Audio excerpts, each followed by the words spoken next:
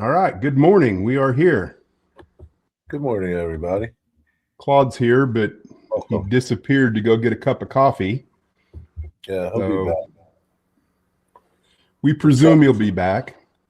yeah, our trusty leader will be back. But good morning, everybody. Good morning, JP, Dave. Is that Dave Todd? No, it's Dan's Model Railroad Journey. Yeah.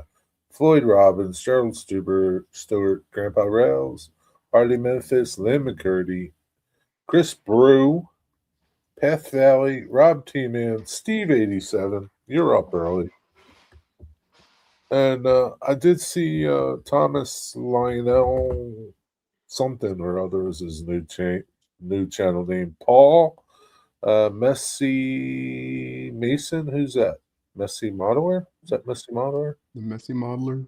I don't know. But I'd leave anybody out? If I did, I'm sorry. And good morning. Mark looks like Mark just came Oh, in.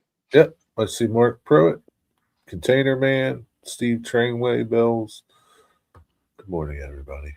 Good morning, guys. Yeah. I was off starting some coffee my wife's going to bring to me, hopefully.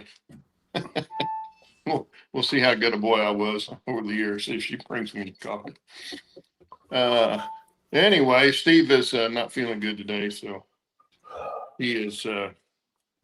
Oh, see, I must have been good. Thank you, babe.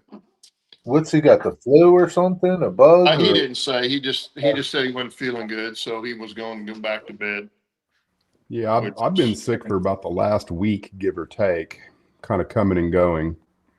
Yeah. Well, anyway, so yeah, that's where we lie, or it's where he lies, I guess, is back in bed. I think it's that time of the year. It Yeah. is that time of the year. Yeah. Thankfully, we haven't had any sicknesses around here for a while, which is good. But and I just saw. Is Chuck in here this morning? I saw where he was released cancer free from the hospital the other day. Cool. Was that the reason why you rang that bell? Yeah. Yeah. Okay, that's cool. Yeah. When he was, did you see his post on Yeah, Facebook? yeah. I didn't understand it because he Yeah, didn't. he said, well, I read the deal that he wrote on there. He said he's cancer free now. So he's heading back home, hoping to do some more work in the train room. So Yeah, that's good news. Great news, actually. yeah. Path Valley had a question. He just said, "Why doesn't the stream start?" I don't know. Sometimes some streams just don't start if you're waiting. You got to refresh them. I don't know why. It's just Yeah. YouTube. Yeah. Yeah. Yeah. There's a guy that does a cruise channel on Monday nights that we watch that we have to do that if we're watching. It'll start on the phone, but we have it on the TV, and it doesn't start the same time.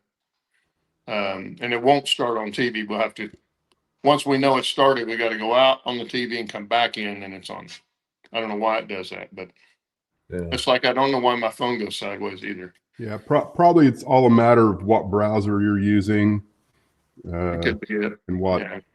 you know. They used to work. I don't know. Yeah. A lot of things used to happen here on YouTube, but Yeah, my phone used to say horizontal. It won't do yeah, that anymore.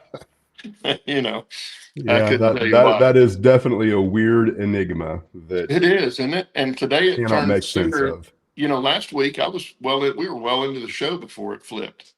And today of course, I came on about 8 o'clock. So it was on there quite a while before it flipped, but not quite an hour. Where last week it was over an hour before it flipped.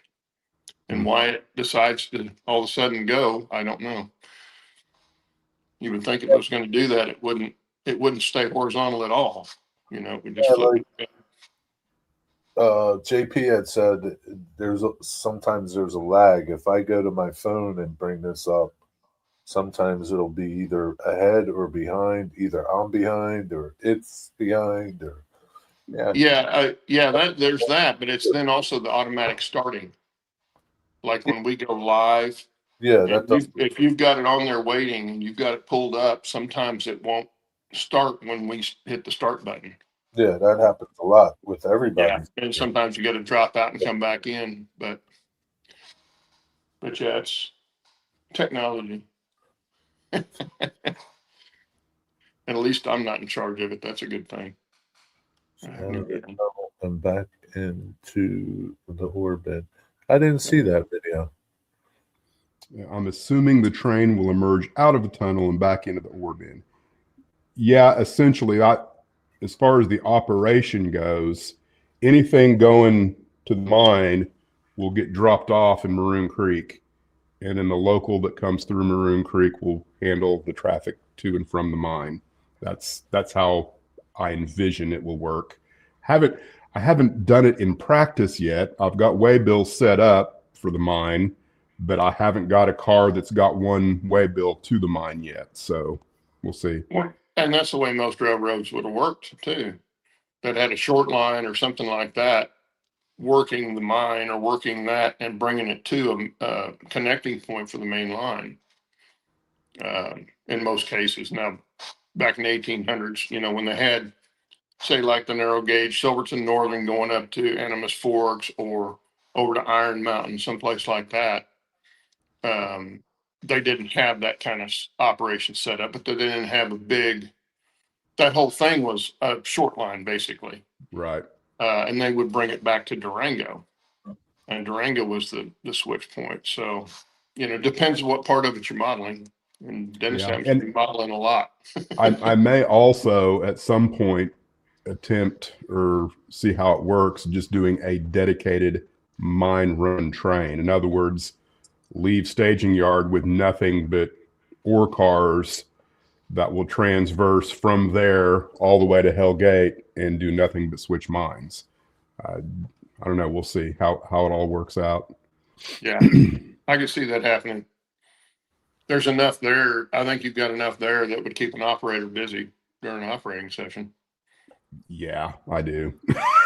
I already know that I can easily work with 4 operators with no problem whatsoever. I think I could probably do 6. I think your biggest thing will be finding 4. Yeah, exactly. Getting 4 people there at the same time. Yeah, that's gonna be trouble. Yeah. But I mean, some people are willing to travel a little bit. Like I've said before, I think if I offer operating sessions, it would probably be once a quarter, unless I find people that would be willing to come every weekend or something. I don't know. Yeah. I still don't think I would do it more than once a month anyway. We'll see. I bet you Heath would fly in. I can't imagine flying in. Oh yeah, from New York just to operate my railroad. Sure, he would probably find a couple more that aren't super far from you, and he'd go there as well because he's the operator dude. Yeah, he goes all over to operate. I guarantee you, he'll come there to operate. Container man, he'll come there to operate. He's mobile. Oh well, yeah, Roy's all over the place. So yeah. What editing software? I use a free one. I think it's free. So if I don't know what platform you use, but if you're a Mac user, you've got iMovie for free, and it's pretty user friendly. I've just started using CapCut. I haven't completed my first video yet on CapCut. I think I've got 6 videos ready to go right now that I still did on iMovie, and my backdrop video is going to be the first video I do that was done on CapCut. Yeah. But it takes a little bit of, I don't know how to, I wouldn't say it's very super intuitive like iMovie is. iMovie's pretty simple. Yeah, I use Movie and there's still a learning curve there. Why did you change? I cannot stand the text features in iMovie. What do you mean the text features? I want to put a shout out to all of the coffee buyers and my channel members and things like that in every video I do. Right. But the process to do that in iMovie is so frustrating that I Right. just can't hardly stand to do it. In CapCut, it should just be a matter of copying and pasting.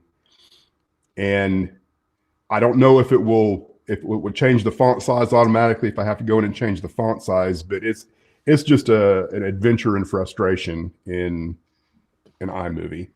Yeah, that's all like past me, man. I just like when he does those roles where like then all the people that Patreon and so forth do Oh, that's that stuff's pretty easy. not for me, man. I At don't know. least it is in mine. I use Editor Pro, Film Editor Pro. What is it called? Movie Edit Pro is what I use. It's pretty simple. But what Messy Nation was saying, Dennis, have you heard anything about that? I don't even know CapCut. I've not even heard of that. It's Cap. I think that was a misspelling. No, I have not. I would be interested to know more. What is that? Because I can't. I mean, anything you put on the internet's not yours. Essentially, it's kind of the way I view it, regardless of what you're doing. And trying to keep it yours is going to cost you money. We are the product in today's world. Any way you want to look at it, we are the product. Yeah, I agree. Not sure you're trying to, but I guess you're coming from the opposite way, trying to get behind on us passing. Well, it also makes it an interesting operation. If it's a trailing point turnout, it's easy to work. Yeah. If it's a facing point spur, it's much different on how you have to do it. Anything in, if the local at Maroon Creek is doing it, it will be a facing point.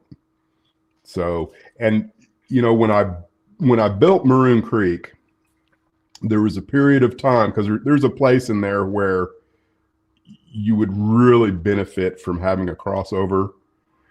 And when I was in the process of building it, I mentioned in one of my videos that I ought to put a crossover here. I just didn't know if I wanted to, this, that, or the other. It would certainly make the operation of Maroon Creek more efficient and easier, but it was gonna limit some of my space on my top track.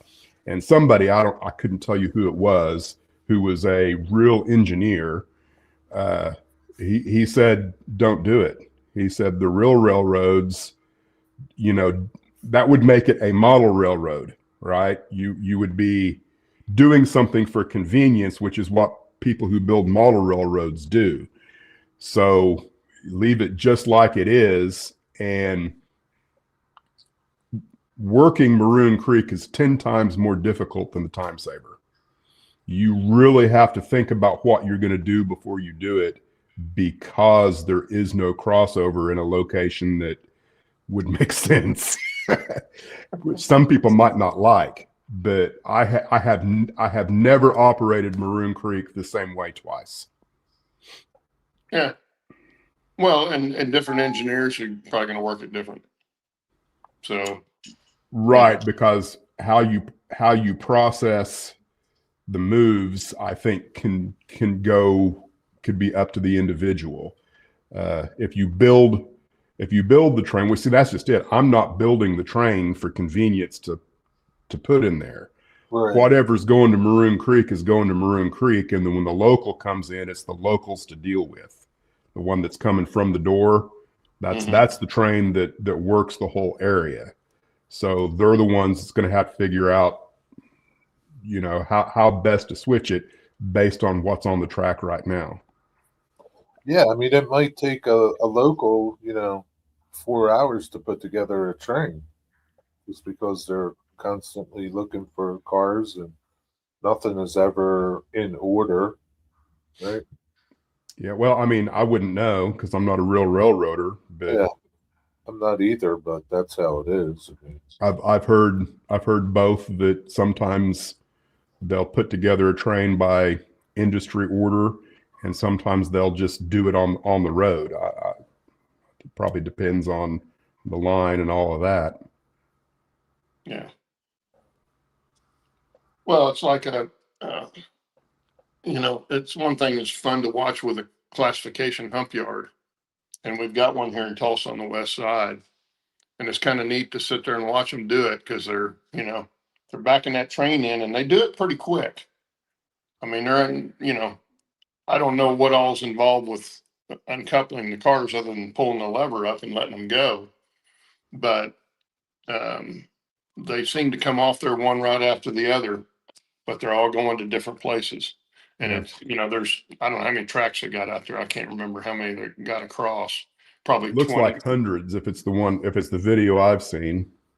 I don't think they got hundreds for sure, but So they have a there's at work. least 20 to 30 there. So Side by side. Oh, are you talking about a model railroad? No. This is Burlington Northern Santa Fe. Well, it used to be Santa Fe. Now it's Burlington Northern Santa Fe, BNSF out there on the west side of town. And I mean, they bring some pretty good sized trains through here with covered hoppers and Okay, they're in Tulsa. coal loads. Yeah, it's over on the Okay. west side. On the west side, the west side of the river, Arkansas River. So, but there's freeway runs right by it, so you can see them when they're jumping. Running So the hump. there's a video of a huge hump yard where you get to see kind of the whole process. And I think there are hundreds of tracks because they've got multiple Probably sets are. of retarders after it comes off the hump. Yeah. But it's interesting to see it working. And sit there and watch them shift them into whatever tracks they need them to go to. What part of Oklahoma is that in, Claude? Northeast. No, I mean like town. Oh, it's on the west side of town. It's on the west side of the river. Tulsa? Arkansas River flows through the west side of town. And Tulsa. it's just the other side of the river from the main part of town. So if you're looking on a map, you'll see Tulsa.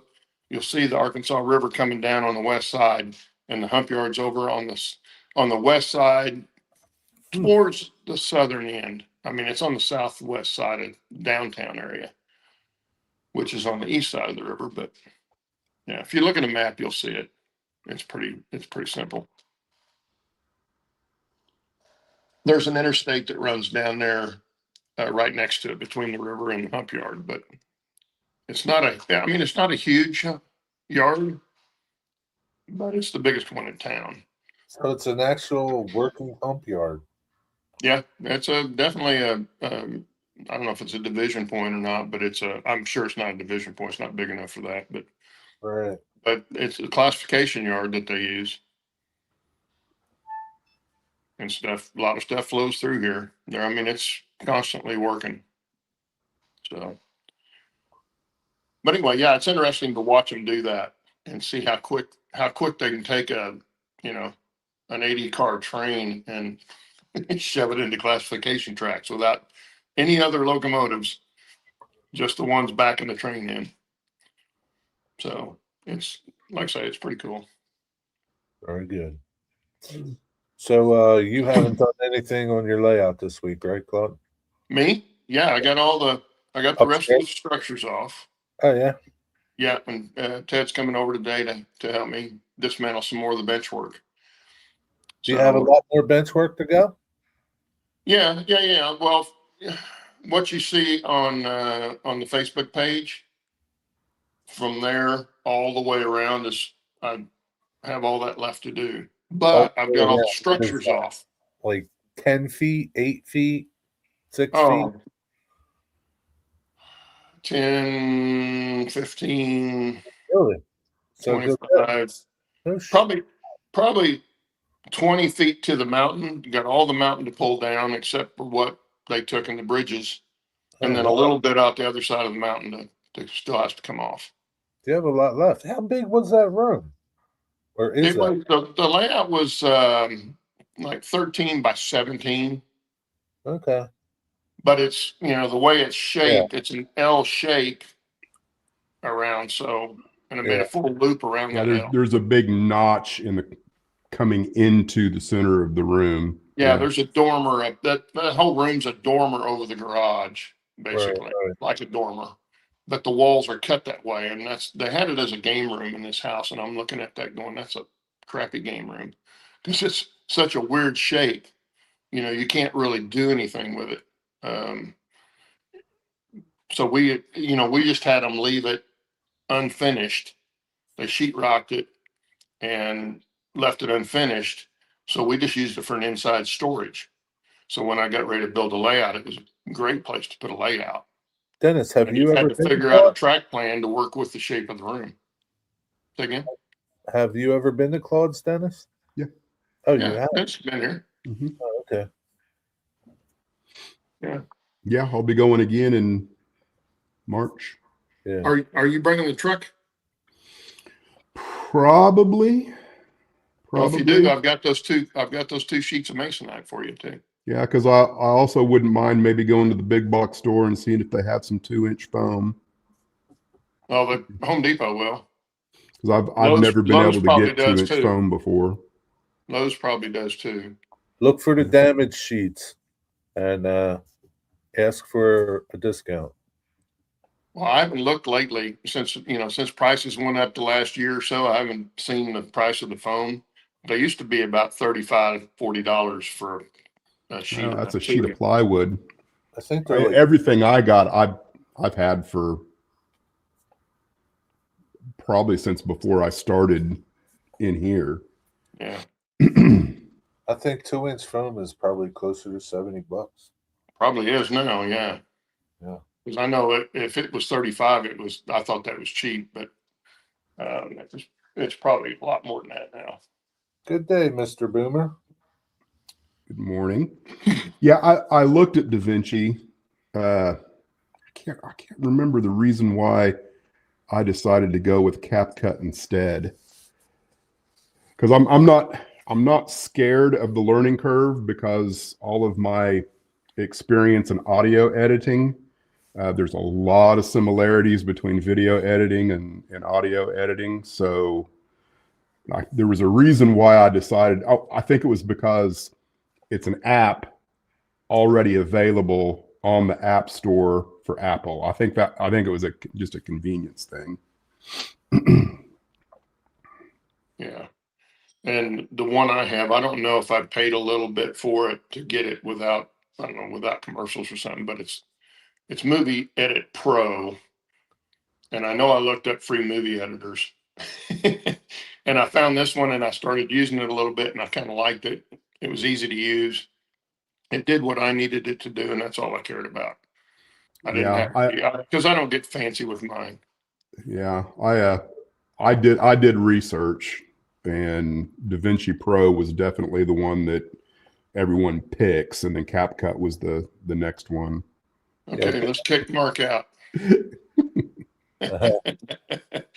So I was going to ask you, Jerry. I watched your most recent update.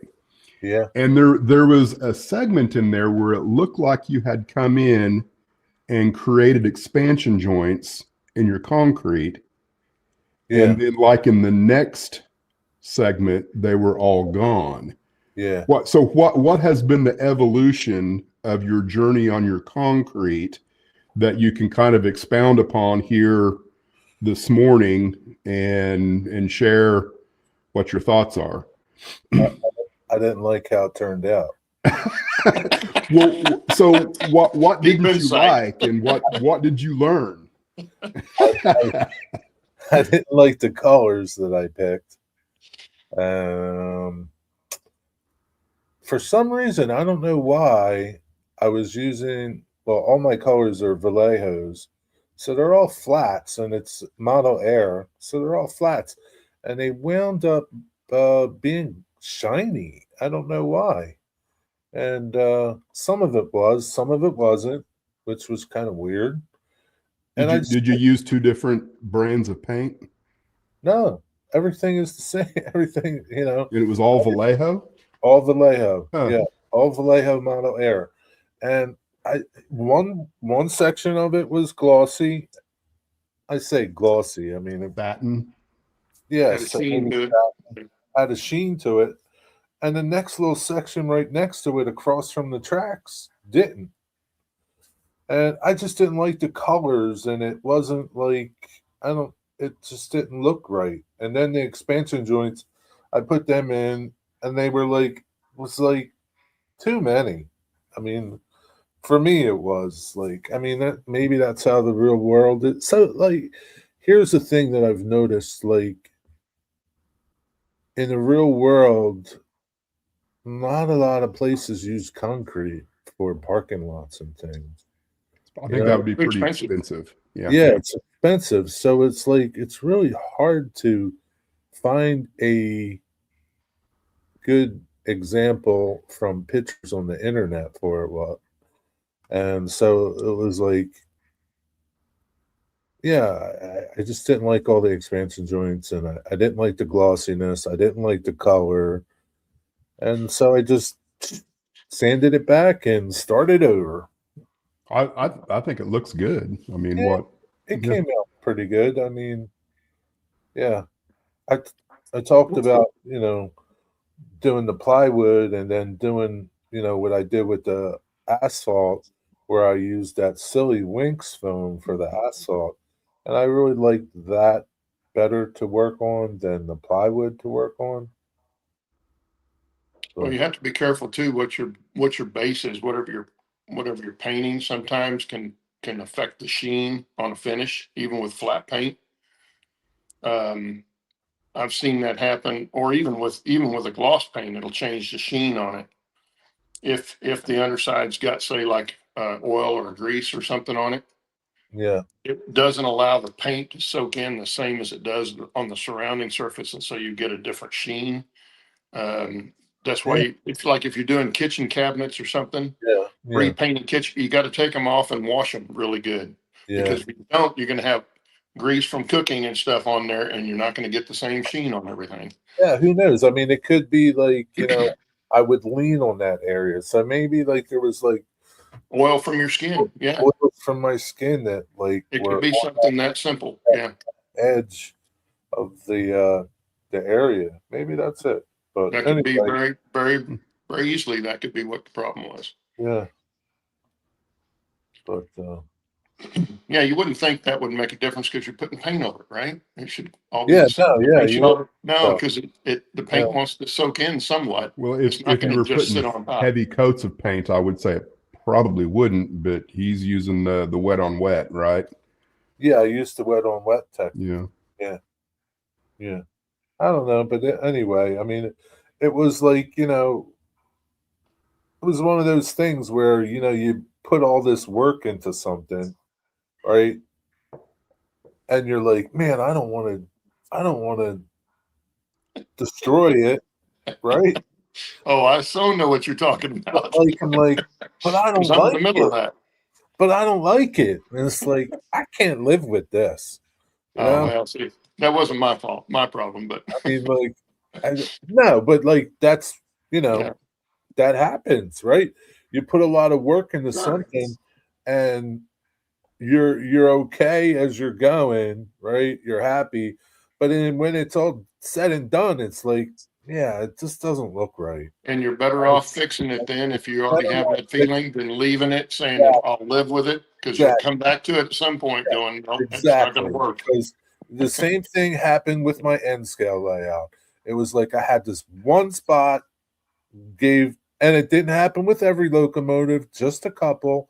It would derail, like, and I'm like, yeah, I'm not tearing up all this ballast and track just to fix this one spot for this one locomotive that gives me a problem. I'm just not going to run this locomotive, even though I really love the locomotive. It's like, yeah, Yeah, that's kind of where I am on my backdrop.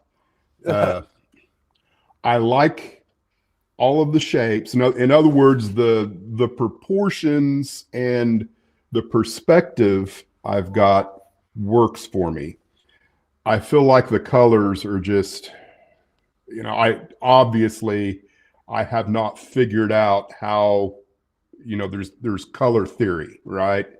What do you mix to get this? What do you use to convey atmosphere? It looks like a cartoon to me. And a lot of that is because I have sharper edges and just there's no graduation of colors, or there is, but it's It's not subtle, Yeah. Yeah, see, you the know, next person and would come, the next person will come in and think it's beautiful. And correct. You know, I'm it's- sure I will get lots of compliments on it, and that's like kind of like what Jerry was saying. I don't dislike it. It's Yeah. just it's like it's almost there, right? And so I'm at a point where can I go in and improve on it? Right. Or if I go in, am I going to jack it up and make it worse where I Right. really do hate it? So like Jack says, just weather it, but it's like, you're putting lipstick on a pig. It's still a pig, right? It's still a pig, right? yeah, It's like, and the thing for me is because you know what it is. there's 3 sections of concrete, right? There's the one section in the back where I did totally different than the 2 front ones, and that turned out great the first time. So it was like, well, geez, if this is what I need to do, the back section is what I need to do to the front section, and that's what I wound up doing. And Yeah. Well, it's like when I was working, and I would finish a job and it looked okay, but I wasn't, you know, 1,000% satisfied with it. And the customer would come in and just fall in love with it. Okay, what am I yeah, going to do? I'm not going to say, but what about this or this or this? yeah, no, No, they love what they got, so yeah, you leave it alone. yeah, yeah, But that's a little bit different because they have to live with it, not me. yeah, not me. I don't have Yeah. to live with it. And I know Yeah. what's wrong with it. I You do know, that on all my stuff. We're our worst critic Yeah, like, because we we say that in know. almost every show we do. Yeah, I mean, we know what we're after, and a lot of times we don't live up to that because we just don't have the talent or whatever, or the motivation or the time or the money or whatever it is. So we leave it. But doesn't mean we're always satisfied with it. Yeah. no, yeah. So, and everybody's different. So it's all about what you want out of it. When you have imperfections somewhere, no matter how minuscule they are, and they're there, you always go to that. It's hard to ignore them. It's Yeah. hard to ignore it. It could be 10 feet and it's just a 16th or an 1/8 inch spot that is there, and you go right to it. At Oh, least your eyes go right to it. my eye would go right to it, Yeah. But it's all just But somebody coming in from the outside will never ever notice it. yeah. So I'm going to drop out of So- here and go over to my layout on my phone. All right. So I'll be Okay. Yeah. Yeah, that's just the nature of all that kind of stuff. It's you have to be happy with it yourself because you're the one that's got to live with it. Everybody else, to heck with them. Unless that's what you're building it for. If you're building it to impress everybody else, then you've got a Well, problem. but I do think it's typically, I've never really worked for anyone else doing that kind of thing, obviously, but generally they're probably going to like it better than you are if you are trying to make it as good as you can make it. You know what I mean? Yeah. Because that's my whole Well- thing is that I don't want to slop through anything. Oh yeah. I'm not saying that. I'm just saying we're much more critical about our own work than usually somebody from the Yeah. outside is going to be, especially on something like a model railroad. Okay, Jerry, all yours. Yeah, sorry about the light. Kind of. No problem. My LEDs are kind of. I don't know why they make. Dennis may have a convulsion or something, but that's okay. Does that bother So- you? That I don't know. No. What do you call it's that? okay. It's the up and down and lateral movement that I can't do. Well, As long as I got you're attempting, you'll be fine. I got my phone on a tripod, so this area here, this is the front of the layout right here. Okay. Mhm. Hey, right here, this is the edge. Hey, this area was all glossy. This was flat. That was perfect. Right? That was perfect. I didn't do nothing to it. Right? I mean, I went in and put some crackle paste and things like that over it. But back here, I used the coarse modeling paste over here, I did not. Right? That's your difference, yeah. That was the difference. And then when I sanded this down and started over, I didn't have that much coarse modeling paste, so I put it in spots. It's spotty, but it worked. So It's is like, that the base coat is coarse modeling paste, and yeah. then you put Then I put a gray over it, right? uh-huh. A regular full strength paint of a lightish gray. I had the colors in the video that I used. And then that's when I came in and did that wet on wet like Boomer talked about, right? Mm-hmm. And the wet on wet it's fun to do it. It's really it's fun. It's not hard at all. But you just need a bunch of different colors and take your time and just keep, changing things. I think there's like probably 4 or 5 different colors here. And yeah, so that turned out good. And this is all plywood over like Baltic birch plywood, or not Baltic birch, balsa ply, like 16th. But then, So you got a plywood base, and then you put balsa on yeah, top of yeah, that. like I built up that area with plywood, right, to get it even with the track. This is that silly winks foam, and I just cut into sheets to make roads, right? And then I put crackle paste over it. And this is what I would use for concrete. It was just so much easier to work. So yeah, I liked how this worked out. Which And did you do first? well, the wood. I did the So wood you did the first. wood first, and Yeah, you used balsa, yeah, yeah, and then you did this with the foam. And if you yeah. had to do it over, you would have used the foam instead of the 100%. balsa. 100%. Yeah, yeah, yeah. Because it was just easier to work with this as opposed to the balsa and everything else that I had to do. Yeah. Yeah, I mean, it does look really good though. I mean, that the crackle paste in there, and yeah, the crackle paste really gives it some character, right?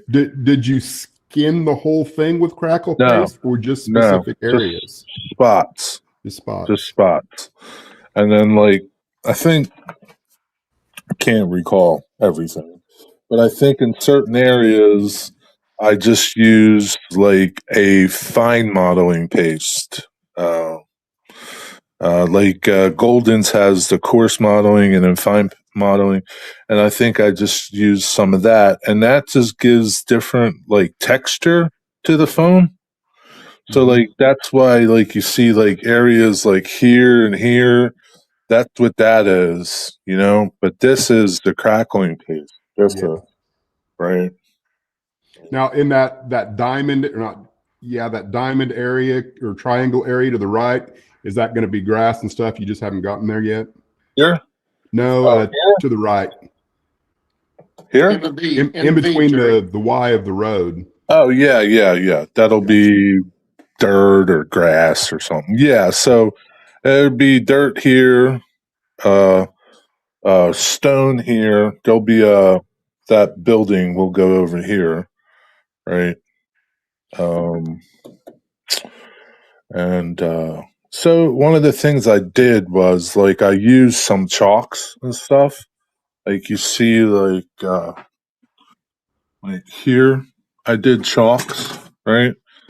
And then one of the things I did after, like I sprayed this with ultra matte medium, clear, Airbrush. clear airbrush, Yeah. yeah, and that kind of locked this in, put a nice little coat over this, so all my chalk work, stayed, which was what I wanted. Right? Yeah. Because it would just, over time, it would just, from vacuuming and whatnot. So there'll be grass in here too. What are you using for your base layer of earth?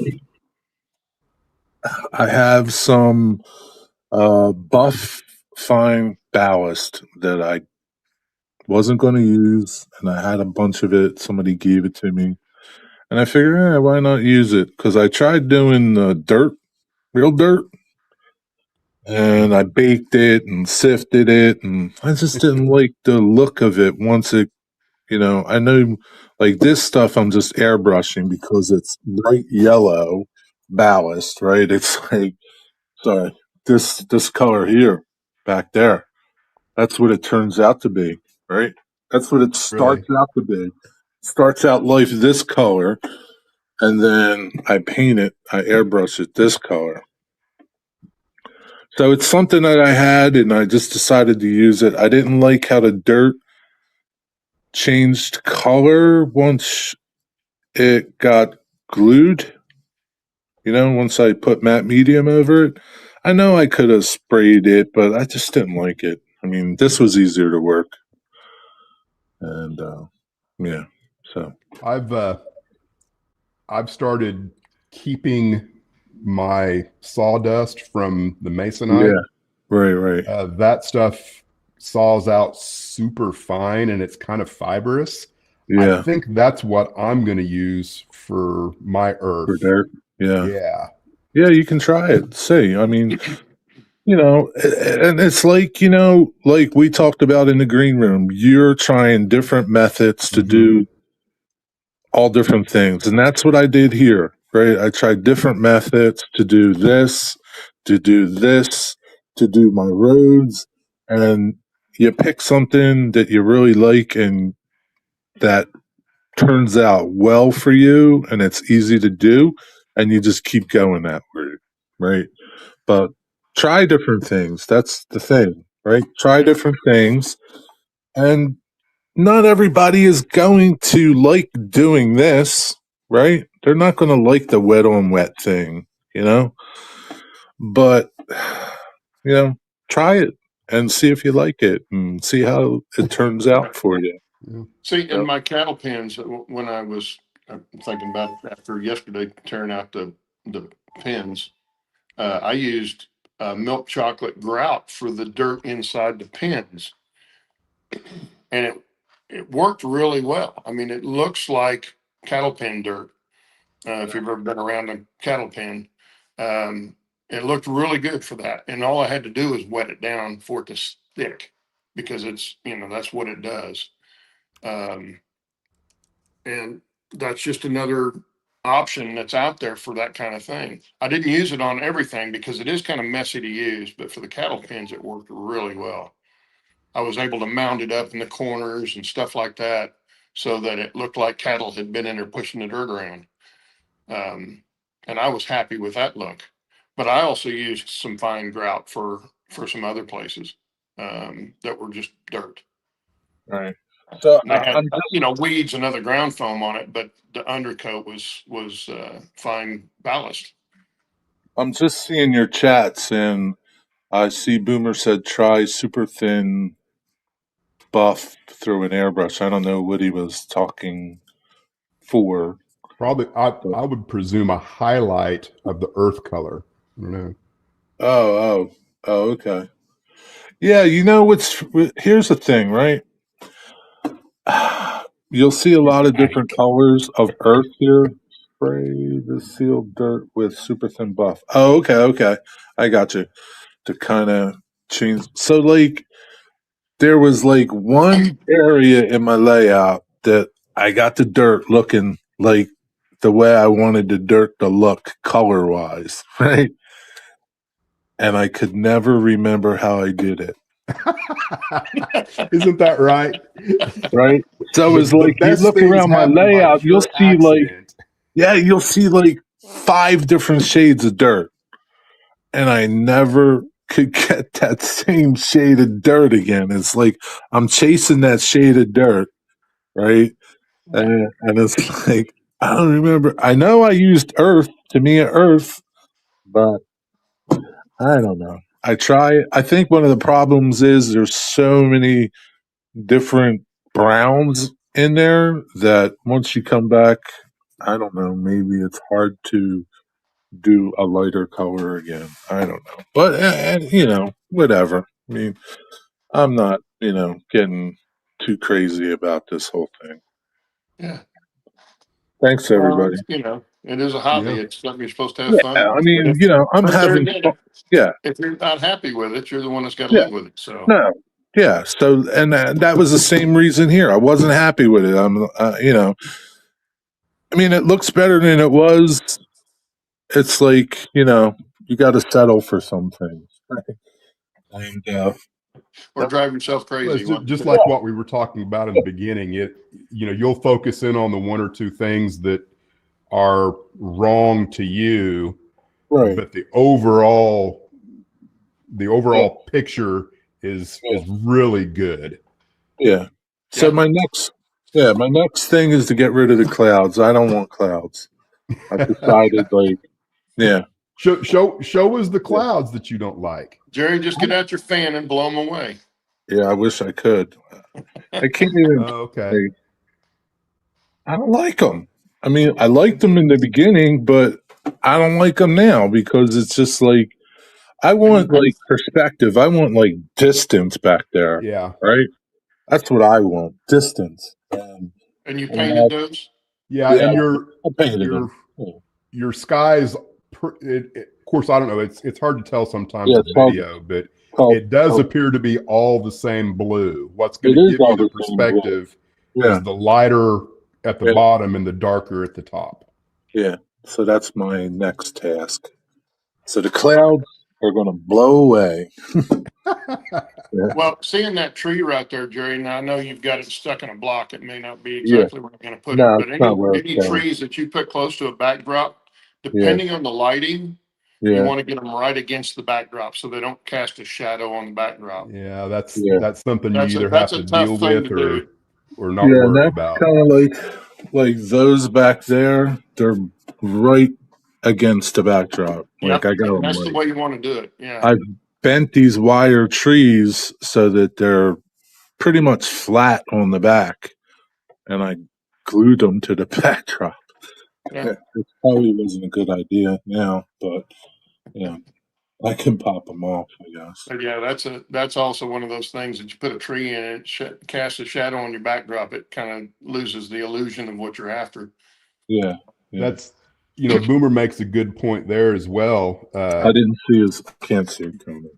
You I'm gonna go could back. put in building flats back there as part of the backdrop. Yeah, Yeah, that's Of good. course, Mike says the Simpsons yellow in the middle would be perfect. Simpsons yellow in the middle.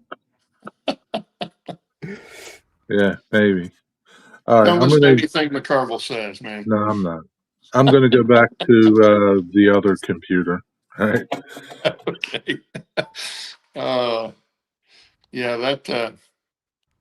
oh Lord, we don't want that. Oh, be doing that. I'll put you up there big. Scare everybody. Yeah, there's so many little different things that go into a layout. That's what keeps the hobby, I think, so interesting, especially when you're talking about landscape. But even in track work and stuff, like you were talking about with your mines and stuff, there's so much there. Um, to me, that's what makes it a great hobby. I hear people all the time say it's the best hobby in the world. Well, that's subjective, I'm sure, but it is a really good hobby because of that. Because there's a lot of other hobbies that I've had that you don't have that much different stuff to experiment with or enjoy or learn about like you do with model railroading. Yeah. I'm gonna have to go back and watch this again and read the chat. Boomer was very complimentary of your work. Well, thank you. I learned a lot of things from you, Boomer. That's that same thing with me. I mean, virtually everything I've done has been in Yeah, I in mean, study of what he has offered. So I did this last night, just sitting in the chair, Yeah. Nice. Nice. This up here is terrible, Yeah. but you know, it's Well, you can trim that though. yeah. But And I've go to got Colorado one. and look at top of some of the pines and stuff, and they'll look kind of like that. I did this. I don't know if I shared this last week or not, but this is just a little bitty one. I made this armature, I think at the same time I did the time saver, I like that. and tree. I just now got around to doing something with it. So Looks good. Yeah, I like that. Tree. I didn't do this very- has I got didn't do any the free- it's got the that's the masonite sawdust. That's what I used for the bark on it. Yeah, I didn't do any Oh, deciduous yeah. trees on mine. Yeah. Nice. Yeah, my previous attempts at pine trees were all, well, I would say, not the best. So I'm gonna try and get some more. But terrible trees in the rear, yeah. Yeah. So how did you stick that dust here to Matte your medium. medium? Yeah. Yeah, I put it on full strength, sprinkled it on, and then after it dried the first time, I went back in and spritzed it with water, and then went with a 50-50. So it's on there. All in, yeah. Yeah. That looks good. Yeah, it does. I like the shape of it. Yeah. But it's so small, you know. It really is, you know, like what? It's like a bonsai. Exactly. It's about the size of a real bonsai. I don't have my scale ruler with me, but I bet that's, you know, maybe 25 feet or something. That's not a bad size. That's not a bad size. So, I mean, like, here's the thing: trees are all different sizes. Yeah. Right? You got big ones, small ones. There's nothing wrong with having a 50, 60, 100-foot tree. I mean, you know, Where that would look good would be in yeah, a backyard of a house or something. yeah. Or in the front yard of a house. It's going to go in the mine scene, I think. It could be Is like an where it's gonna ornamental tree instead of a big oak tree or something. You know. I've got another one. Oh, this one's fun. And it's, I don't know that I'll even attempt to flock it, but it's huge. Yeah. And only has like 1, 2, 3, 4, 5, 6, you know, like maybe 12 branches. Yeah. And so I don't think it's going to look good. You never know. But I may go ahead and finish it out just for the experience. Well, But I was looking at a picture for this one, but I you know, I haven't done enough of it yet to know exactly how to go about doing it, you know. You know, Boomer's there's one video. I think I've actually got it pulled up right now. Yeah, I do. It's called Modeling the Ultimate Model Tree with Stem Wire. That's some super evergreen content right there, because I've probably watched that video 15 times. And what's stem wire? So floral stem wire. Oh, floral stem. Yeah, wire. they come in. I don't know what different lengths they are, but like 18 gauge. Yeah. And then you wrap thumb, finger, thumb, finger, thumb, finger, which is what I tried to do here. But there's a technique that's going to take a little bit of time to figure out. Yeah. And this one, you know, I just folded it all in half and went, you know, with like 4 here, 6 here, and then reduced it down to where I'm just working with 2 eventually. But I don't know. I think I should have kept my branch structure shorter, I guess. I don't know. Can't you cut it? I could, you know, I could untwist and make them a little bit shorter and the loops bigger, I suppose. I don't know. So what is the purpose of the loop, I guess? I don't know what that is. The loop is where you put your thatching. Thatching. Yeah. So I guess watch that video. Yeah. So your loop is right here. You put your 12 millimeter static grass on top of it, glue it on there, and then after it's cleared, then you cut it, and then you've got two branches that spread out like that. Yeah, if you haven't seen that video, I would say that's the definitive video on how to do a wire armature tree. Huh. What's the name of it? Modeling the ultimate model tree with stem wire, the evergreen conifer. Okay. So would you do a We'll just do this. would you do an oak tree the same way with 12 millimeter grass? I mean, I presume yes. You know, there's going to be differences, I suppose, and you know, if you have a subject to look at, you know, I'm looking at the prototype. You just kind of have to figure out how many branch structures, and you can also add, like I've got a PDF that I got from somewhere way back when I was doing N-scale that also talks about this. There's another way you can lay a wire across and intersect with another one, and then so you can add smaller gauge wires to your larger gauge wires. Like this, I think this is 24 gauge, and this is 26 gauge, and you can even go smaller, you know, so that you've got different sizes of branches as well. And I just haven't done enough of it yet to have a really good feel on how to do it. Right. Well, it's one of those things you got to do a lot of them sometimes to get what you're after. Yeah. My biggest frustration right now with the trees, I want to do them while I'm, you know, watching YouTube or the TV or whatever, just sitting in my chair to create the armatures. There's no light. Yeah. I'm going to have to like redo my whole chair where I sit in the family room just so I can get some light and see what I'm doing. Cause it's, you know, how about a headlight? Get a headlight. I know it sounds stupid, but sit closer to the TV. Some of those headlights throw out a lot of light, right? That might be a good idea. Yeah. Might be a good idea. Because it's frustrating because the wire is dark enough and I can't really see what I'm doing.